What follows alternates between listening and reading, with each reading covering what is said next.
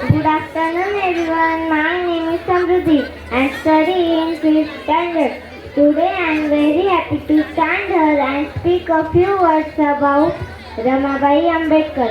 Ramabai Ambedkar was born on 7th February 1898.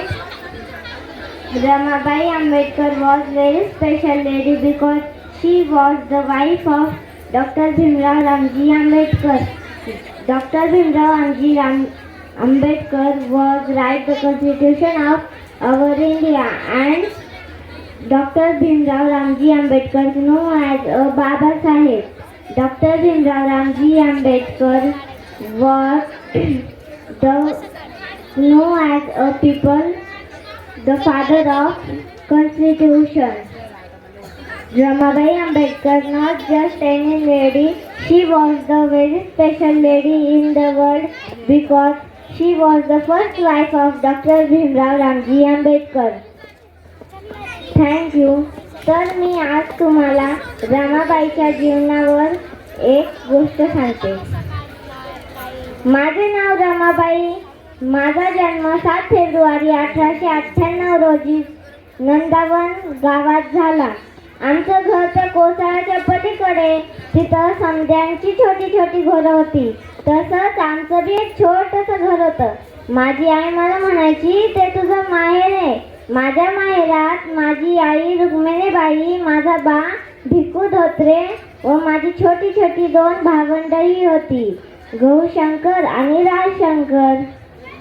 आणि एका दिवशी माझ्या आईला बरंच वाटत नव्हतं. माझी आजारी पडली होती. म्या घरातली समधी कामं केली होती, धुणं भांडी कपडी.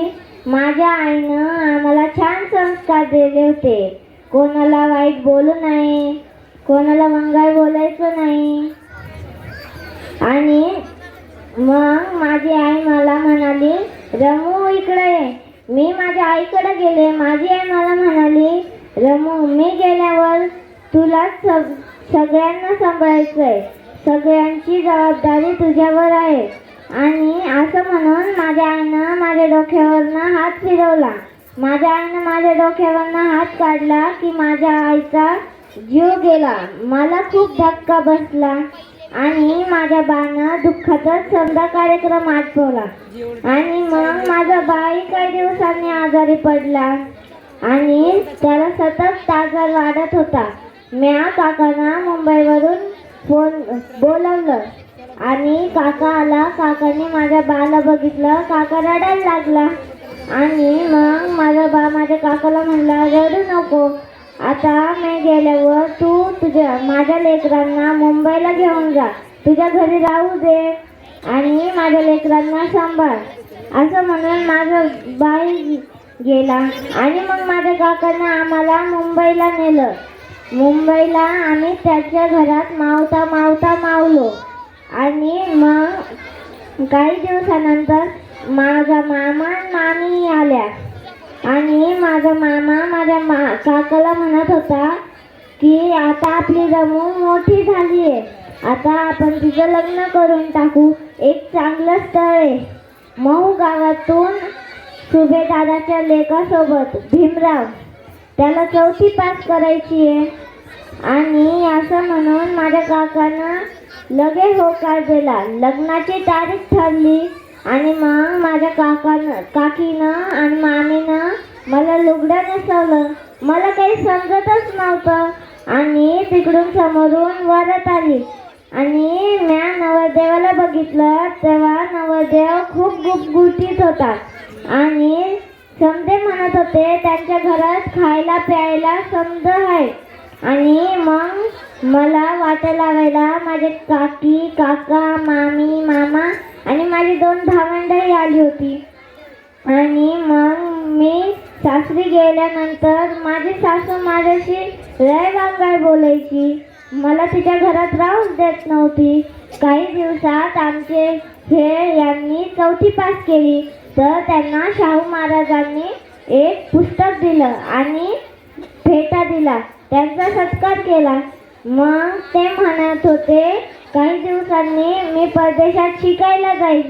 मग डॉक्टर बाबासाहेब आंबेडकर परदेशात शिकायला गेले. तेव्हा मी एकटीच पडली.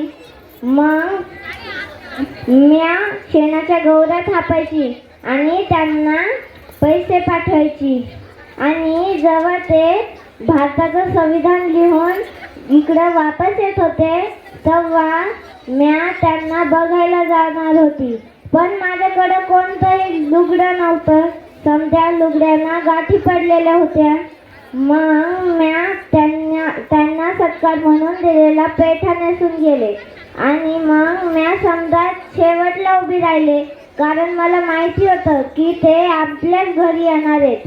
आणि समध्या गावाने त्यांना हार घातला. आणि मग म्या शेवटला गेली.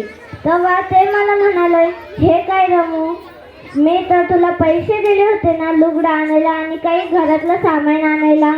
तर म्या त्यांनी म्हणाली की त्याच्या म्या घरचं सामान बी आणलं आणि तुम्हाला झोपायला गादी उशाही आणल्या. आणि ते ऐकून बाबासाहेबांचे डोळे भरून आले. आणि त्यांनी माझे डोळे पुसले आणि आम्ही घरला गेलो. आणि त्यांनी संविधान लिहिलं होतं. त्यांच्या संविधानापायी म्या माझे चारीच्या चारी लेकरं गमावले. म्हणून आज मला संपूर्ण जगात त्यागमूर्ती म्हणून ओळखले जातात. आणि धन्यवाद.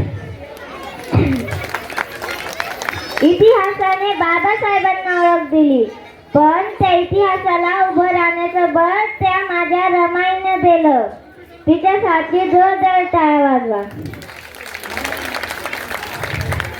अंधारात दिला दिवा, आणण्यास लढण्यास दिला तुम्ही शिवा. समतेच्या मंत्र्याला दिला जगायचा हक्क भारी. बाबासाहेब आणि रमाई म्हणजे क्रांतिकारी तयारी. धन्यवाद. नमो बुद्धाय. जय हिंद.